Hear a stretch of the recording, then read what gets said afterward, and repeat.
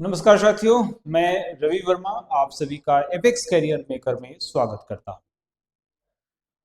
अभी कुछ दिन पहले, आज संभवतः 2 बजे के आसपास आप लोगों ने एक वीडियो प्रीमियर देखा होगा, जिसमें मैंने बातचीत की थी कि बीपीएससी के द्वारा आयोजित होने वाली एडीयू की परीक्षा जो अब 14 अप्रैल से होगी, तो लगभग 2 महीने का समय हम लोगों के पास है। इस लिहाज से एक करंट अफेयर्स का सेगमेंट तो कम से कम हम लोग बेहतर ढंग से कर ही सकते हैं। तो इसी को ध्यान में रखकर एक शुरुआत लेने जा रहे हैं हम लोग, और ये करंट अफेयर्स दिसंबर 2024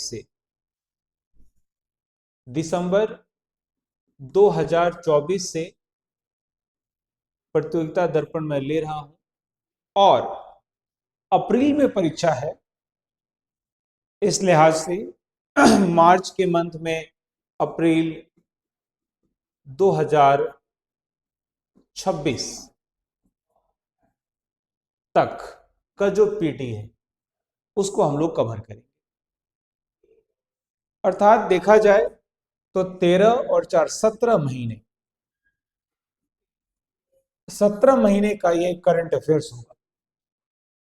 और उद्देश्य क्या होगा कि बीपीएससी के द्वारा जितनी भी परीक्षा होने वाली है, जैसे सबसे बहुप्रतीक्षित परीक्षा तो एडीओ ही है, इसके अलावा प्रोजेक्ट मैनेजर की वैकेंसी है, अभी एक और वैकेंसी आउट हुई है, ऑडिटर की वैकेंसी है, और भी जो बीपीएससी के द्वारा जितनी भी परीक्षाएं होती हैं अदर्स, उन सभी परीक्षाओं को लेकर बीएसएससी के द्वारा अभी सीजीएल होना बाकी है, बीएसओ होना बाकी है, इंटर लेवल होना बाकी है। तमाम परीक्षाएं अभी बीएसएससी की बाकी है। साथ ही साथ बीपीएसएससी जो बिहार दरोगा की परीक्षा है, अभी मद्य निषेध जो एक्साइज दरोगा है उसके लिए, या फिर अभी क्लर्क की जो वैकेंसी यहाँ आई है उसके लिए, इन तमाम परीक्षाओं के लिए हम करंट अफेयर्स कवर करने जा रहे हैं। अब आप ये कह सकते हैं कि हमने दिसंबर 2024 से ही क्यों चुना। इसके पीछे का बहुत सिंपल सा कारण है कि अभी जो हाल ही फिलहाल में एक परीक्षा हुई बिहार दरोगा की, अभी एक परीक्षा हुई थी बिहार दरोगा की, बिहार एसआई की जो परीक्षा हुई 18 जनवरी और 21 जनवरी, उसमें जो क्वेश्चंस पूछे गए उसने हमें मजबूर किया कि 2024 में भी थोड़ा डीप जाया जाए। अब दिसंबर 2024 की जो प्रतियोगिता दर्पण है वो अक्टूबर नवंबर का न्यूज कवर करता है, तो यहां से अप्रैल 2026 तक में अच्छा खासा न्यूज कवर हो जाएगा। प्रतियोगिता दर्पण बहुत महत्वपूर्ण एक मैगजीन है जो अधिकतर बातों को कवर करता है। हम लोग समय रहा तो स्पीडी भी करेंगे। प्रतियोगिता दर्पण में हम लोग किन चीजों को देखने जा रहे हैं, तो पूरी मैगजीन हमारे लिए इंपॉर्टेंट नहीं है, क्योंकि ये मल्टीपल पर्पस के लिए लिखा जाता है। हम लोग इसमें जो कवर करेंगे वह मूलतः इसमें जो हम लोग कवर करेंगे वह मूलतः राष्ट्रीय घटनाक्रम होगा। इसमें राष्ट्रीय घटनाक्रम, अंतर्राष्ट्रीय घटनाक्रम, आर्थिक वाणिज्यिक परिदृश्य, और जैसे स्पेसिफिक नोबेल है, नवीनतम सामान्य ज्ञान, खेलकूद, विज्ञान प्रौद्योगिकी, स्मरणीय तथ्य और क्वेश्चन आंसर। 1 महीने का आपने यदि पूरा सेगमेंट देख लिया तब आप ये अनुमान लगा पाएंगे कि हम लोग प्रतियोगिता दर्पण किस तरीके से पढ़ेंगे। तो एक दिन में मैं कोशिश करूंगा एक सेगमेंट खत्म करने का। जैसे आप किसी भी मंथ के प्रतियोगिता दर्पण को जब आप पढ़ेंगे तो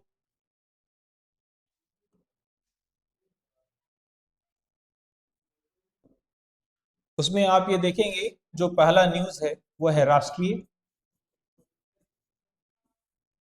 दूसरा है अंतर्राष्ट्रीय,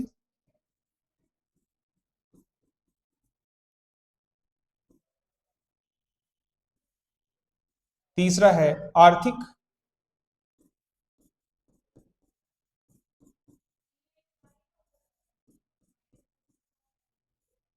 चौथा है आर्थिक के बाद, इसमें तो नोबेल है लेकिन इसके बाद आर्थिक के बाद आगे बढ़ेंगे तो नवीनतम सामान्य ज्ञान, जिसमें कुछ नवीनतम सामान्य ज्ञान, पांचवा सेगमेंट जो होगा खेलकूद,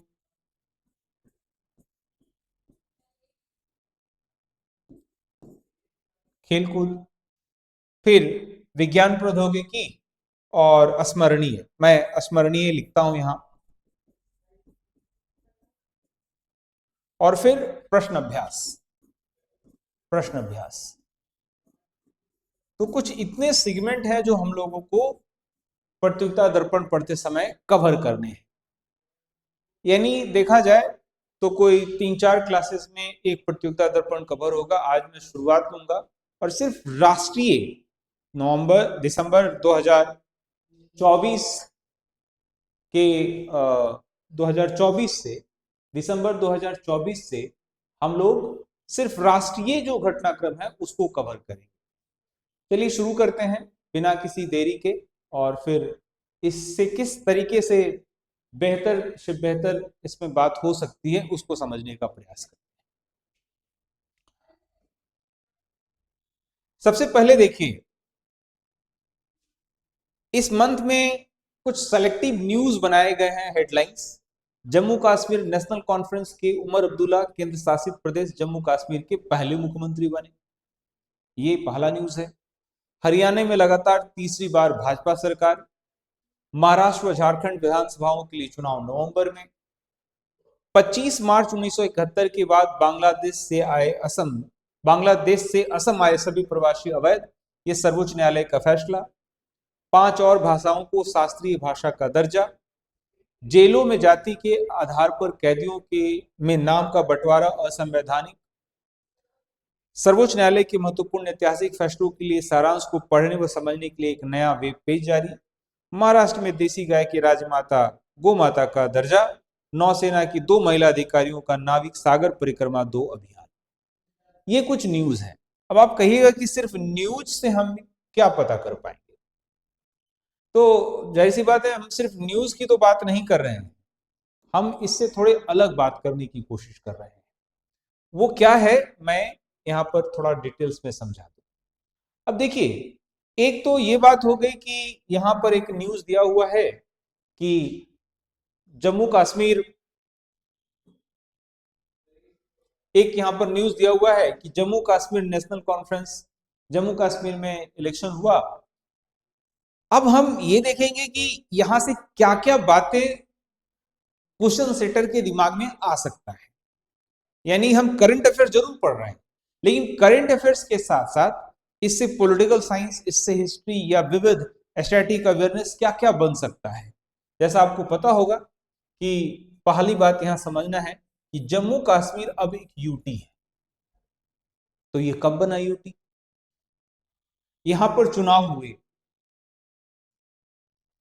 तो यहां की जो कुछ संवैधानिक पद हैं, तो जम्मू कश्मीर से संबंधित हमें जो बातें हैं अब समझनी पड़ेगी। ठीक है, यहां पर मैं आपके लिए जो प्रयास कर रहा हूं वो यही है कि मैं स्पष्ट रूप से समझा सकूं कि डिटेलिंग कैसे की जाती है। जैसे इस न्यूज से जो पहला बात हुआ वो ये हुआ कि जम्मू कश्मीर का यूटी होना। तो पहली बात तो हमारे लिए ये हो गई कि भारत में 28 राज्य और 8 यूटी, और इस 8 यूटी में जम्मू कश्मीर भी एक यूनियन टेरिटोरी है। और ये यूनियन टेरिटोरी कब बना? यह यूनियन टेरिटोरी कब बना? तो 31 अक्टूबर 2019 से। कुछ मैंने नोट्स भी तैयार किए हैं जो मैं आपके साथ शेयर करूंगा। 31 अक्टूबर 2019 से यह एक यूनियन टेरिटोरी बना। उसके पहले ये एक राज्य था, और राज्य ही नहीं था, साथ ही साथ मैं आपको बता दूं कि यहां पर बाई कैमरल, यानी यहां पर द्विसदनीय यानी कि यहां पर एमएलसी और एमएलए और एमएलसी दोनों थे, लेकिन ये स्टेटस अब हटा लिया गया। ठीक है, भारत में अभी 6 राज्य ऐसे हैं, 6 राज्य ऐसे हैं जहां पर द्विसदन है, हायर हाउस है। उनमें से कौन कौन से हैं? आंध्र प्रदेश, बिहार, यूपी, बिहार में एमएलसी 75 है, ये तो आप बिहार स्पेशल में पढ़े होंगे। कर्नाटका,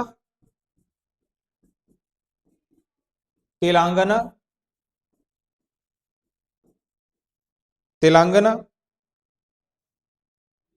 कितने हुए? आंध्र प्रदेश, बिहार, यूपी, कर्नाटका, तेलंगाना और एक महाराष्ट्र। महाराष्ट्र।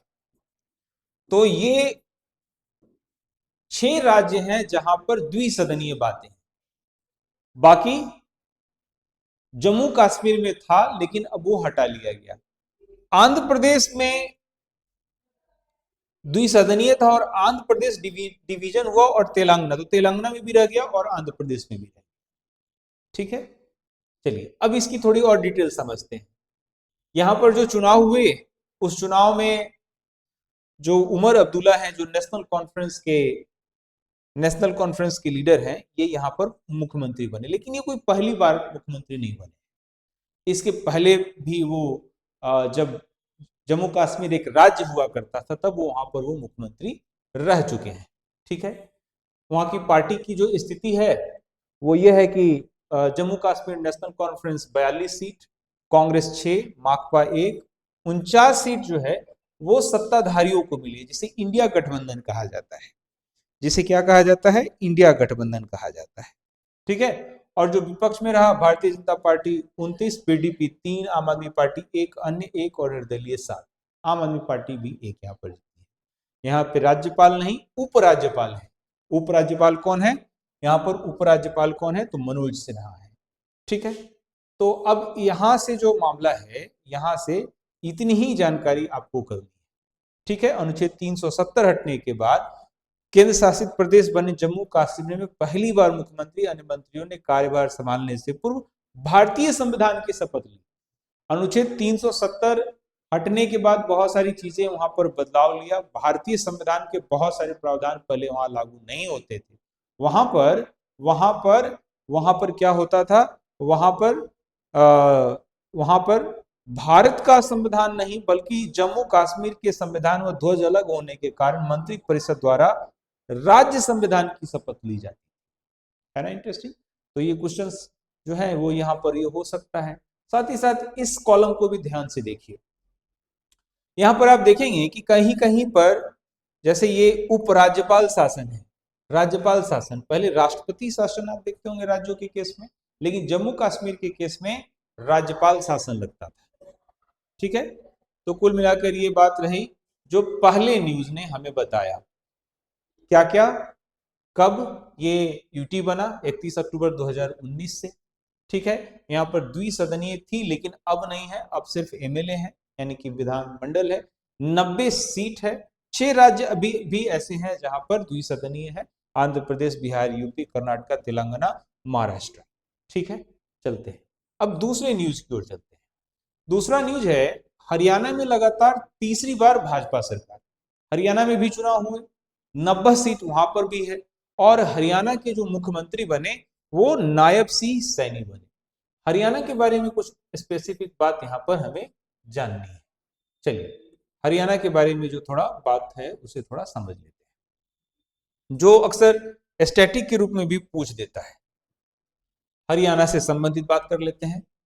तो हरियाणा के बारे में मैं बता दूं कि हरियाणा जो है, यहाँ पर भी ऐसे दिया हुआ है।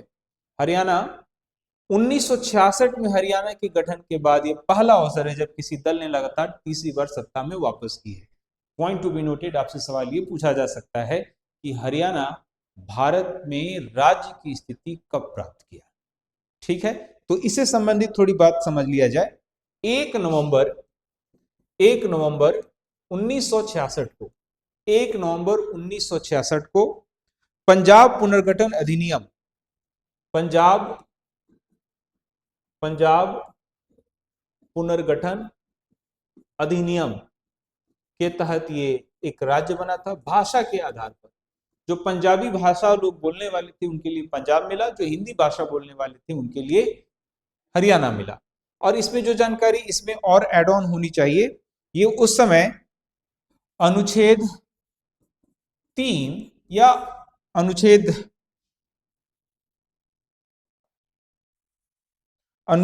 3 या 18वें संविधान संशोधन, 18वें संविधान संशोधन के तहत ऐसा हुआ। ठीक है, और इसके लिए जो एक कमेटी बनाई गई थी, इसके लिए जो एक कमेटी बनाई गई थी वो थी हुकुम सिंह समिति, हुकुम सिंह समिति, हुकुम सिंह समिति। ठीक है, सवाल ऐसा, टॉपिक ऐसा करिए कि सवाल कितना भी घुमा फिरा कर पूछे आप आसानी से हल कर पाए।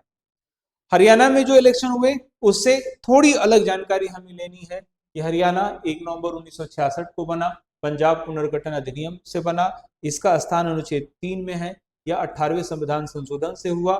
ठीक है, हुकुम सिंह समिति के संस्तुति पे ये हरियाणा एक अलग राज्य। इतनी बेसिक, जैसे ही हरियाणा शब्द अभी न्यूज में आया तो इतनी जानकारी होनी चाहिए, क्योंकि ये सवाल पूछा भी गया है कितनी दफा अलग अलग आयोग, चाहे वो बीपीएससी में पूछ सकता है, बीएसएससी में पूछ सकता है, किसी भी पूछ सकता है।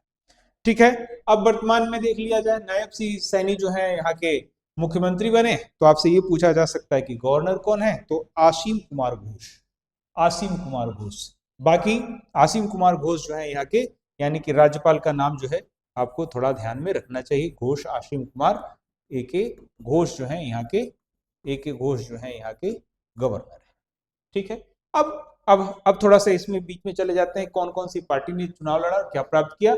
भाजपा 90 सीट में से 89 सीट पर लड़ा और 48 सीट प्राप्त की, 8 सीट ज्यादा मिला पिछले इलेक्शन से। कांग्रेस ने 89 सीट पर लेकिन 37, इसे भी हालांकि 7 सीट ज्यादा मिला। वहां की जो लोकल पार्टी थी वो बड़ी बुरे तरीके से हारी, जैसे INLD 51 सीट पर लड़ा, सिर्फ 2 सीट जीता। बहुजन समाज पार्टी 35 पर एक भी नहीं जीता। JJP 66 पे जीता है, चुनाव लड़ा, एक भी नहीं जीता। अलग अलग इसी तरीके से। ठीक है, तो हरियाणा से मामला खत्म। हरियाणा में अब इससे ज्यादा सवाल हम लोग को नहीं करते। चलते हैं, अगला न्यूज है महाराष्ट्र व झारखंड विधानसभाओं के लिए चुनाव नवंबर में। अब कहिएगा कि इससे क्या न्यूज हम देख सकते हैं, ये थोड़ा पुराना न्यूज भी है। अब तो झारखंड में सरकार भी बन गई, महाराष्ट्र में सरकार भी बन गई। तो मेरे बंधु, हम लोगों को सिर्फ न्यूज नहीं पढ़ना है, हम लोगों को उस न्यूज से एक टॉपिक समझना है। करंट अफेयर्स इस तरीके से पढ़ना है कि हमारा पॉलिटिकल साइंस भी बेहतर हो जाए, अगर न्यूज हिस्ट्री से है तो हिस्ट्री ठीक हो जाए, इकोनॉमी से है तो इकोनॉमी ठीक हो जाए, है ना। तो टॉपिक समझते हैं। था महाराष्ट्र और झारखंड विधानसभाओं के लिए चुनाव नवंबर में। यहाँ पे पहली लाइन जो मैंने पढ़ी, महाराष्ट्र की 288 सदस्यीय, झारखंड की 81 सदस्यीय। तो पहले ये बात तो पता चल जाना चाहिए कि झारखंड में कितने कितने सीट हैं, 81 हैं। महाराष्ट्र में कितने हैं, 288 हैं। तो क्या मन में ये सवाल नहीं उठता है कि भारत में कौन कौन ऐसे राज्य हैं जहां पर विधानसभाओं के सदस्यों की संख्या ज्यादा है। तो चलिए जान लेते हैं क्या क्या हाल है। सबसे पहले देखा जाए तो यूपी में 403, कितने, 403 MLA हैं, ये पहले नंबर पर है। दूसरे नंबर पर है वेस्ट बंगाल, वेस्ट बंगाल में 294। ठीक है, मेंबर ऑफ पार्लियामेंट यूपी में 80, वेस्ट बंगाल में 42। ठीक है, तीसरे नंबर पर है महाराष्ट्र, जहां पर है 288, और उसके बाद से है बिहार 243। ठीक है, और उसके बाद से है मध्य प्रदेश 230। ये टॉप 5 स्टेट्स हैं। और सबसे लोएस्ट कहां, सबसे लोएस्ट कहां, तो सबसे लोएस्ट जो है राज्यों में देखा जाए तो सिक्किम। सिक्किम एक राज्य है और यहां पर मात्र 30 member of parliament, member of legislative assembly हैं। और पुडुचेरी जो यूटी है, पुडुचेरी, यहां पर भी चुनाव होते हैं और यहां पर 30 + 3 33 सीट है, 33 सीट है। ठीक है, तो महाराष्ट्र और विधानसभाओं के चुनाव के बहाने हम लोगों को जो भारत में जितने भी राज्य हैं उनके बारे में थोड़ी बहुत जानकारी हमें जान लेनी चाहिए। ठीक है, अब आपको ये समझना पड़ेगा 2026 में ये सब हम बातें कर रहे हैं और 2026 जो है वो एक स्पेशल ईयर है। क्यों है, मतलब चुनाव के दृष्टिकोण से स्पेशल है, वो क्यों है, इसे समझना है। आपको पता होगा कि 2001 की जनगणना को ध्यान में रखते हुए 2026 तक मेंबर ऑफ पार्लियामेंट या राज्यों के केस में जो मेंबर ऑफ लेजिस्लेटिव असेंबली हैं उनके संख्या को नहीं बढ़ाया जा सकता था। और ये काम कौन करता है, तो एक आयोग जो न्यूज में 2026 में है, और ये मैं उम्मीद करता हूं कि ये सवाल के रूप में भी आ सकता है, और वो आयोग है परिसीमन आयोग। परिसीमन आयोग, यानी इस न्यूज ने हमें परिसीमन आयोग के बारे में थोड़ी बात जानकारी लेने पर मजबूर किया। परिसीमन आयोग जो अनुच्छेद 82 के तहत केंद्र में, यानी जो सेंट्रल लेवल पर जो मेंबर ऑफ पार्लियामेंट्स होते हैं उनके नंबर को देखता है, और अनुच्छेद 170 के तहत, अनुच्छेद 170 के तहत राज्यों में जो मेंबर ऑफ लेजिस्लेटिव असेंबली होते हैं उनके नंबर को देखता है। ये परिसीमन आयोग क्या है भाई, तो परिसीमन आयोग जो है वो है अर्ध न्यायिक निकाय। क्या है, अर्ध न्यायिक निकाय है, अर्ध न्यायिक निकाय। आपको मैं बता दूं कि इसके द्वारा जो निर्णय लिया जाता है वो न्यायालय में चुनौती नहीं दिया जा सकता। अर्ध न्यायिक निकाय है। ठीक है, इसका गठन कैसे होता है, तो राष्ट्रपति के आदेश से होता है। राष्ट्रपति आदेश plus election commission of India का सहयोग। परिसीमन आयोग, परिसीमन आयोग मैं दावे के साथ कह सकता हूं कि हमें जानना चाहिए 2026 की परीक्षाओं में कहीं ना कहीं ये परिसीमन आयोग जरूर पूछ सकता है, चाहे उसकी संवैधानिक स्थिति पूछ दे, इसकी स्थिति संविधान में कहां है ये पूछ दे, है ना। चलिए, तो मैं समझता हूं कि महाराष्ट्र और झारखंड विधानसभाओं के बहाने हमने दो चीजें देखी। पहला, राज्यवार मेंबर ऑफ लेजिस्लेटिव असेंबली कितने हैं, ज्यादा से कम की ओर में गया, टॉप 5 की मैंने बात कही, लोएस्ट में मैंने सिक्किम और पुडुचेरी को देखा, 30 और 33। ठीक है, दूसरा परिसीमन आयोग। अब हम लोग चलते हैं अगले न्यूज की ओर। अगला न्यूज क्या है, बांग्लादेश से असम आए सभी प्रवासी अवैध, सर्वोच्च न्यायालय का यह फैसला है। मामला क्या था, आपको पता ही होगा कि जो बांग्लादेश आज काफी आंख दिखा रहा है भारत और भारत के खिलाफ बहुत सारे प्रयास कर रहा है अलग अलग तरीके के सेंटिमेंट्स को, तो मैं आपको बताऊं बांग्लादेश का जन्म भारत की मदद से ही हुआ था। 1970 में चुनाव हुए थे पाकिस्तान में, और बांग्ला भाषा वहां पर जो पाकिस्तान था वहां पर बांग्ला भाषा दूसरे स्तर पर रखा गया था। वहां पे शेख मुजीबुर रहमान की पार्टी आती है, चुनाव लड़ती है, 70 के चुनाव में वो जीत जाती है, लेकिन उसे सत्ता मिलता नहीं है, एक क्रांति सा आ जाता है। उस क्रांति को दबाने के लिए, उस क्रांति को दबाने के लिए पाकिस्तान सेना जो है वो एक अभियान छेड़ती है, और उससे उससे बहुत सारे लोग जो हैं वो भारत में माइग्रेट करते हैं। तो भारत की नीति जो है वो थोड़ी उदार नीति थी। तो एक पार्टिकुलर डेट 1966 से जनवरी 1966 से 25 मार्च 1971 के बीच अगर कोई परेशान हुआ और उसकी वजह से वो असम या भारत के किसी एरिया में आया, तो सुप्रीम कोर्ट ने कहा कि चलो उसे भारत की नागरिकता दे दिया जाएगा। लेकिन 26 मार्च 1971 के बाद यदि कोई भारत में आया, 26 मार्च 1971 के बाद, तो यह माना जाएगा कि पाकिस्तानी सेना ने बंगाल राष्ट्रवादी आंदोलन को दबाने के लिए ऑपरेशन सर्चलाइट। अब देखो, एक सवाल यह भी है, ऑपरेशन सर्चलाइट किसने शुरू किया था, किसके खिलाफ शुरू किया था।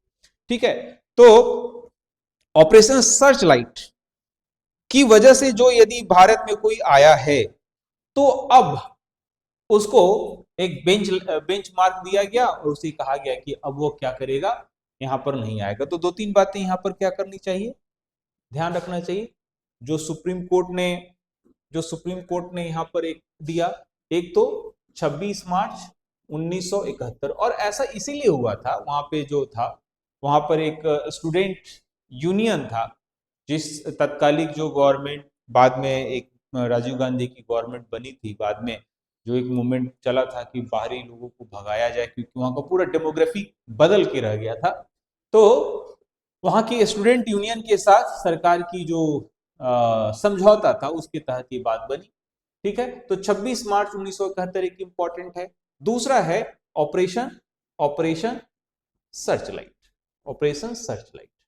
ठीक है, तो मैं उम्मीद करता हूं कि इस हेडिंग ने आपको दो तीन बातों को जानने के लिए एक चुनौती दिया। चलते हैं अगले अगले के लिए। 5 और भाषाओं को शास्त्रीय भाषा का दर्जा। अब 5 और भाषाओं को शास्त्रीय भाषा का दर्जा, तो यहां से अब क्या बातें होगी। सबसे पहला, शास्त्रीय भाषा क्या है।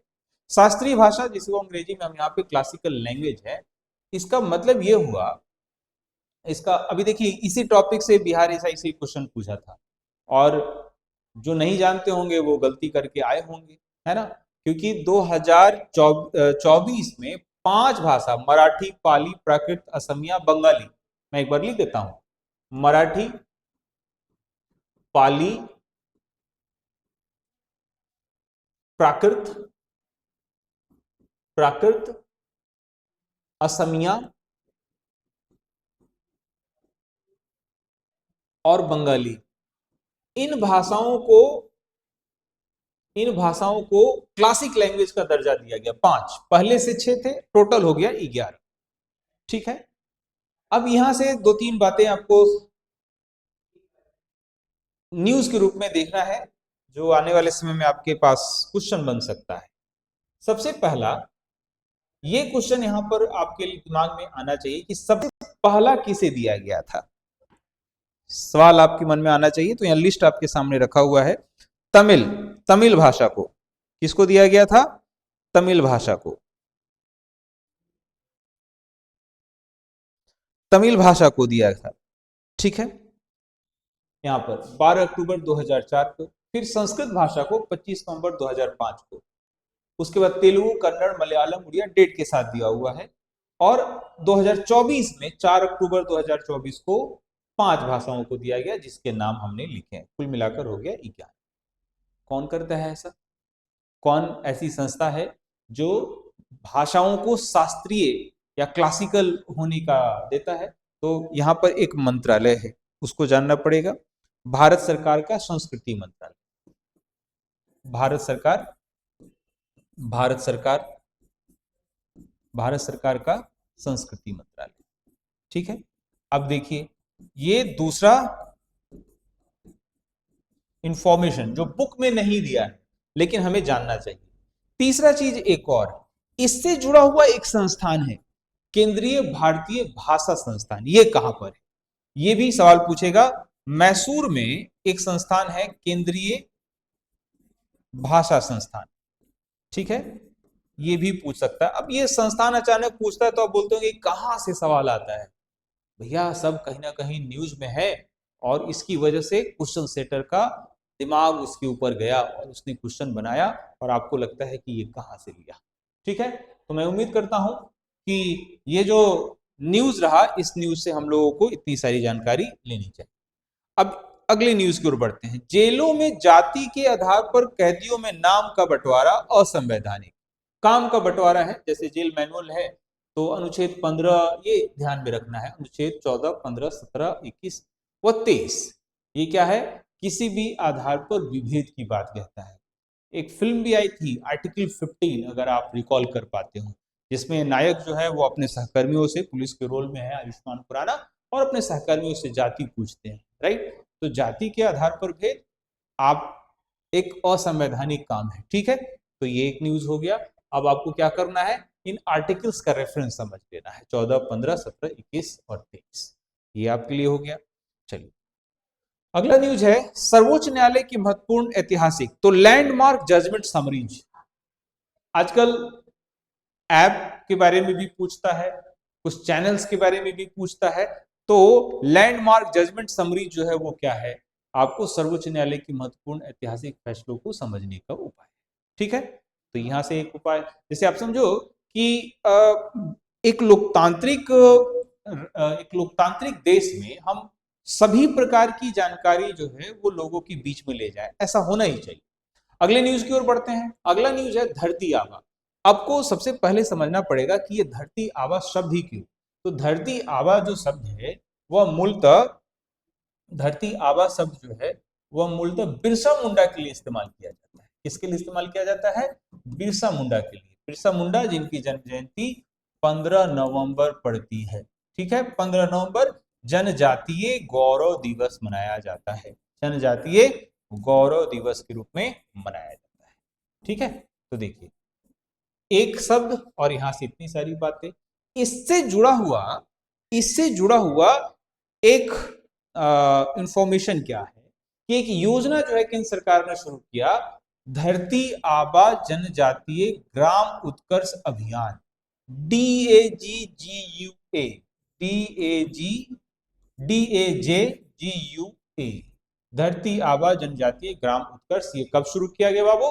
तो कभी कभी ये पूछ देता है, 2 अक्टूबर 2024 को ये शुरू किया गया, गांधी जयंती के अवसर पर, झारखंड के हजारीबाग से। ठीक है, हजारीबाग से। ठीक, कुछ इंफॉर्मेशन यहां है और कुछ इंफॉर्मेशन मैंने अलग से आपके सामने दिया। तो ये क्या है? धरती आबा जनजातीय ग्रामीण उत्कर्ष अभियान। तो जाहिर सी बात है, इसके नाम से भी पता है, इसके डिस्क्रिप्शन में पढ़ लेंगे आप, आपके पास पीडीएफ डाउनलोड कर लीजिएगा, लिंक मिल जाएगा, आप आसानी से इसके बारे में पढ़ लीजिए। इसके लिए कुल व्यय जो है वो कोई लगभग 79,156 करोड़। ठीक है, चलिए अब अगला चलते हैं। महाराष्ट्र में देसी गाय को राज्य माता गोमाता का दर्जा दिया गया।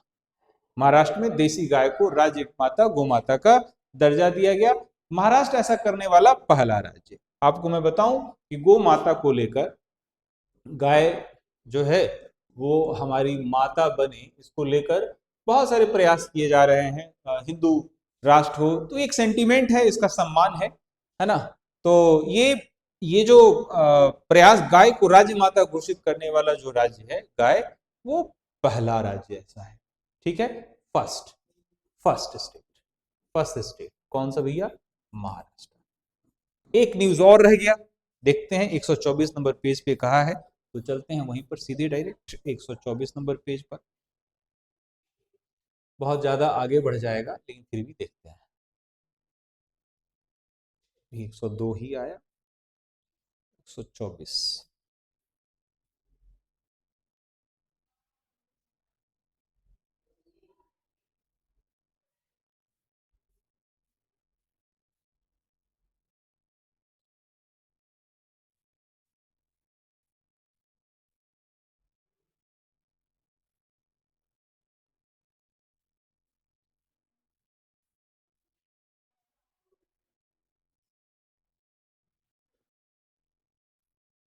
चलिए, अब यहाँ पे वो जो एक न्यूज था महाराष्ट्र वाला, एक यहाँ दिया हुआ है, गाय को यह दर्जा प्रदान करते हुए सरकार ने, तो ये पंचगव्य जिसमें गोमूत्र, गोबर, घी और दही शामिल किया जाता है। ठीक है, और एक न्यूज यहाँ से टेक्निकल, यानी कि जो साइंस और टेक्नोलॉजी से थोड़ा सा जुड़ा है, यहाँ से बीएसएससी खूब न्यूज उठाता है, खूब सवाल उठाता है। भारतीय नौसेना की 2 महिला अधिकारी, लेफ्टिनेंट कमांडर दिलना व लेफ्टिनेंट कमांडर रूपा ए नौकायन पोत INSV। तो आपको यहाँ पर जो न्यूज में ध्यान रखना है, INSV तारिणी, ये न्यूज में है, द्वारा विश्व परिक्रमा अभियान 2 अक्टूबर 2024 से शुरू किया गया। यह ऐतिहासिक समुद्र अभियान जिसे नाविका सागर परिक्रमा नाम दिया गया है। नाविका सागर परिक्रमा 2 ये अभियान है। ठीक है, प्रमुख एडमिरल दिनेश कुमार त्रिपाठी, ये भी न्यूज में है। ठीक है, ये तो सवाल पूछा जा सकता है। ठीक है, 2 नौसैनिक अधिकारी समुद्र मार्ग से 240 दिन में 21,000, अब देखिए नॉटिकल माइल्स, आप एनसीईआरटी के इंडियन ज्योग्राफी के चैप्टर 1 में नॉटिकल माइल्स के बारे में पढ़ेंगे। 21,600 नॉटिकल माइल, जो लगभग 40,000 किलोमीटर की दूरी तय करता है। 5 चरण की इस यात्रा के 4 बंदरगाह पे हैं, गोवा से फ्रेमेंटल से लिलर्टन, ठीक है, लिलर्टन से पोर्ट स्टेनली, और फिर इसी तरीके से नाविका सागर परिक्रमा। तो देखिए हमने आपके सामने आज दिसंबर 2024 के राष्ट्रीय घटनाक्रम को किया। ठीक है, राष्ट्रीय घटनाक्रम के अंतर्गत हमने ये बताने की कोशिश की कि कौन कौन सी चीजें अभी न्यूज में हैं और उन न्यूज से क्या क्या सवाल पूछा जा सकता है। ठीक है, तो मैं उम्मीद करता हूं कि इस डिस्कशन से आप ये अनुमान लगा पाने में सक्षम हो पाएंगे कि सवाल कैसे बनेंगे। चलिए, डिस्कशन जारी रहेगा। आज सिर्फ राष्ट्रीय, कल अंतर्राष्ट्रीय और आर्थिकी हो सकता है। धन्यवाद।